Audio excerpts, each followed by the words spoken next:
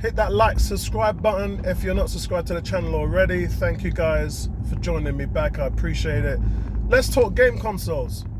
Now, over the last week, we've seen the launch of the PlayStation 5, the look and the feel. I think the controllers, I've never been a fan of PlayStation controllers. For me, they're made for Japanese hands, way too small, way too dinky, and they haven't really been renovated since the 90s, to be honest. I'm a big lover of the Xbox controllers. I think that they have always taken what was the best about the Dreamcast Sega console and they've improved it year on year. Not so much original Xbox controllers for the OG model. They were just ridiculously, stupidly big. But over the years, they've refined it to become the best controller. The Elite version is by far and by a massive margin the best controller in gaming. And I don't think that's going to be beaten anytime soon. The D-pad obviously is improved. But where we're going with this right now is Sony launched this thing, so we know what the consoles look like, and it is ridiculously large. And I'm not saying ridiculously to say ridiculous. I'm saying it is stupidly large. Consider the size of it compared to my PS4. It is nearly 50% bigger than my PS4. And it's 3 GameCubes tall. 3 GameCubes tall. Now, I kind of have been stuck. I've always had a PlayStation and I've always had an Xbox, and I currently have a Nintendo Switch. I always have, actually, every console that comes out, I always own it. I think this is going to be the first generation where I'm only going to be stuck with one console, and I always have the world's most powerful console. So that's the reason why I bought a PS4, because it was a king at 1080p, whereas I did buy an Xbox because Kinect offered a better gameplay capability than my PlayStation 4 did. When I played FIFA, I used the Kinect to make substitutions without pressing the pause button and having to stop my gameplay experience. With the PlayStation, you have to press pause, you got to go into the menus, you got to switch substitute, you got to switch formations, you got to do all that. So you're stopping your gameplay for 3 or 4 minutes to make changes, and then you go back into the game. I've always felt the Xbox One with Kinect offered a way better experience for gaming because it was seamless. You didn't have to stop it. The voice control commands had a next generation feel to it, whereas the PlayStation just felt like the PS3 or the PS2 because nothing really had changed outside of the graphics. So I've always had both because I've never wanted to give myself any limitations on gaming. When the Xbox One X came out, I bought that and didn't even think about the PlayStation Pro because PlayStation Pro wasn't real 4K. It was checkerboard in 1080p, that's all it was. And the best that they ever really got out of the consistency of the PlayStation 4 Pro was 1440p, which is great for PC monitors, but if you had a 4K OLED LG TV like mine, then it wasn't a very good experience. So when you bought the Xbox One X, the Scorpio, it was fantastic because you had native 4K and it was perfect, yeah? And all third-party games like Assassin's Creed, all those games from third parties, Call of Duty, they all look better on the Xbox One X than they did on the PlayStation Pro. Fact, yeah? World's most powerful console is, once again, the Xbox Series X. So that's what I'm going to bank my money on, yeah? Not just that, but I just think that forget hardware and consoles where the Xbox is more powerful, but I think that the infrastructure and the ecosystem on the Xbox is better as well. I've got Game Pass Ultimate, which I've got for until the end of 2021, and that's £10 a month. Now that gives me 150 games, gives me all first-party titles, it gives me a Netflix style gaming experience. So take for instance when I wanted to play GTA 5, that was on last month. Now they've got Red Dead Redemption 2. Red Dead Redemption 2 is a £40 game, but you can play that on Game Pass for just your subscription fee. So little things like that, guys, is the reason why I think it's a better system, because if you've got somebody who's spending hundreds and hundreds of pounds on games, even if you've got a teenager and a parents buying all the games and whatever, all you've got to do is subscribe to this Netflix style gaming experience, and you don't have to ever worry about buying too many games. Yeah, you might buy FIFA and whatever, but you're not going to really worry about spending games all the time, because all you do is you'll say to your child, I'm not buying you any games, you've got 150 games there that you need to play, so job done, yeah?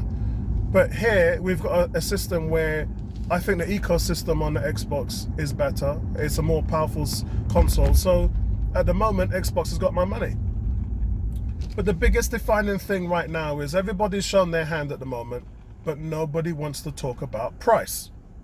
And this is where everything is going crazy. It's not funny because before, when the Xbox One with Kinect came out, they said £500. And the PlayStation 4 came out, they said £400 or dollars. And everybody realized at that point, whoa, I've only got £400. And the PlayStation 4 does 1080p. So I'm buying the PlayStation 4. That's kind of what it was. For me, I bought an Xbox first, and then I bought a PS4. But I was always hunting to get both of them anyway, because, you know, I don't discriminate when it comes to gaming. But the one thing that got me is how many people bought the cheaper console, and their console sold better because it worked. I know all the DMR things Sony tried to tell lies about DMI when them themselves signed up for the developers DMR. It's just that they saw it drop so badly at E3 for Microsoft that they pulled out. Sony didn't want anything to do with it. They said, this DMR thing, let's get rid of it. Yeah? So I think overall, what we're seeing here is nobody wants to show their footing, because as soon as one company said, we're going to be $500, the next company is going to come in and say, we're going to be $450. And out of the two companies, Microsoft is the bigger company. So Microsoft are actually the only company in gaming that are prepared to take a loss on each console they sell. So no doubt, what Phil Spencer's waiting for is, Sony, look, you sold 100 million consoles, so you go first. That's what he's waiting for. Phil Spencer has no qualms about waiting last to announce his price. He isn't. He absolutely loses nothing by standing back and watching Sony, the leading company at the moment in gaming, watching Sony go out there and give their price. And Sony realize they're in a lose-lose situation because they've brought out another digital console of the PlayStation 5, which is going to be about $50 less. Now, it's a shame because it's $50 less without the drive, but it's still the same bloody size. How does that work? Figure that one out. You take the drive out of the unit and it's still 10 foot tall. It's hilarious. So I want to really know what's going to happen there. It's now a battle of wills. It's now they're playing a game of chicken, and it's going to be who shows their hand first. And it's probably going to be Sony. As I said, they're the ones at the top of the chain. They're the ones that sold 100 million consoles. So everyone's going to be expecting them to show their hand first. And whatever they say, Microsoft are going to undercut them. They are. They're going to have the more powerful console at the cheaper price. And this is what led to PlayStation's success over the Xbox One. It was the fact that they had a more powerful console at a cheaper price. And anytime you offer that to gamers, it's a win-win. And I think right now with Microsoft, they have two things up their sleeves. The first one is the fact that they can undercut the cost of a console. We already know to build the console at the moment is about $470. That's the build cost. So they can afford to lose $50 per console or $70 per console or whatever it takes. They can afford to do that rather than make a profit on each one. If you're Microsoft and you're saying, you know what, let's forfeit $1 billion in regard to losses. Because guys, look, they're going to make that up on Game Pass Ultimate anyway. If you're subscribed to Game Pass Ultimate and you're paying $10 a month, that's $120 a year. They've already made $120 off you. So they can take $50 off the price knowing that in 6 months, they've made that money back.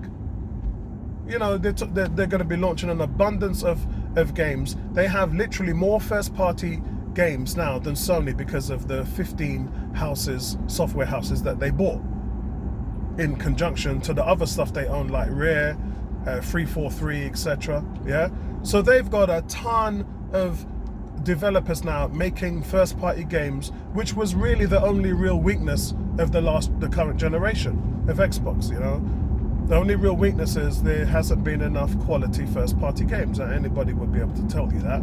It's not rocket science. But they're going to go over and above, and this is what happens when you're one of the richest companies in the world, one of the first companies that will be worth 1 trillion. You'll be able to do this. Remember, Sony PLC doesn't work PlayStation. It's Sony Entertainment. Sony Entertainment, in comparison to Microsoft, is very minute, a very small company. And the reason why Microsoft have been forced into making the Xbox One X, because their Xbox users, the fans and the gamers, have said, Microsoft, you're a massive company, why don't you flex your muscles? So Phil Spencer was like, yeah, we'll flex our muscles. We'll make the Xbox One X and we'll make it 4K native. And that's exactly what they did. Developers couldn't believe it, gamers couldn't believe it. And even when they announced it, everyone was like, it's not going to be 4K. It was 4K. And they can do what it says on the tin. They can provide what they were, because they're Microsoft. They can practically do anything they want to do. And flexing their muscles over the last 3 years, I have enjoyed native 4K gaming on my Xbox One X. Yeah, I'm a Destiny 2 player, and I play that in 4K native. PlayStation users don't. PC gamers do.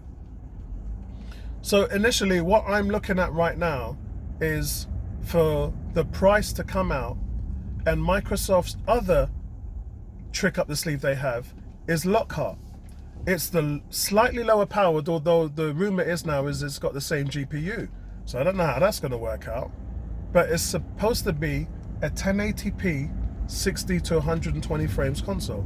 So if you're a parent and you've got, your kid wants a console and you've got a 4K TV in your front room, but in the bedroom he's got a 1080p TV. If you're that kind of gamer, like a PC gamer, remember, only 3% of PC gamers game in 4K. The majority of them game in 1080p on Steam machines or 1440p. So if you're an avid gamer who just wants a high frame rate and great performance, you don't want 4K. So Microsoft alluding to the fact that they can make a Lockhart console at a $299 price point that's going to absolutely fly off the shelves. It's going to give you what you want from a performance standpoint. So Microsoft have kind of got all their eggs covered, yeah?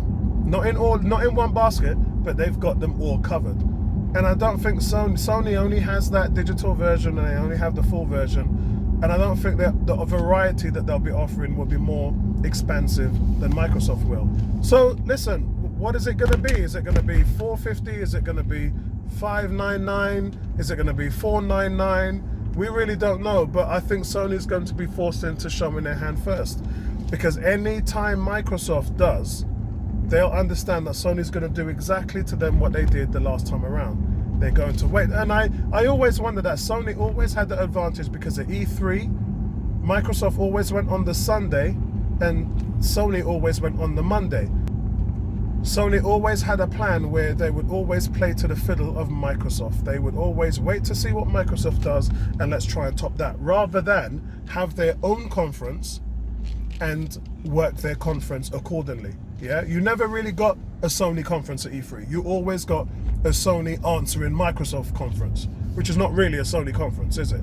It's just a sales pitch to say we're better than them, or this is what we can do that they can't, you know, because they've already seen what Microsoft can do. So now, instead of being reactive, Sony has to be proactive. And in being proactive, that is going to be a weakness for them and a strength for Microsoft, and something Microsoft haven't had in a very long time. So that's it from me, guys. Speak to you later. That's just me catching up with you guys and gaming. So peace out, and let's hear from you guys what consoles you want to get, or if you're gonna get both of them. If you're gonna get both of them, that's $1,000 right there. I'm not willing to do that, not this time around. I did it last time. No thanks very much. I've got my bed set right now, and I know exactly what I want. And I want the most powerful console. I want a service where I pay one small fee and I get a ton of games thrown in, first party of course. So listen, let's hear what you guys want. The only thing is I want to play that Miles Morales game, and I'm hoping it filters down and it's not a PS5 exclusive, so I can play it on my PS4. So listen, speak to you later, guys. Peace out, man. Nice one.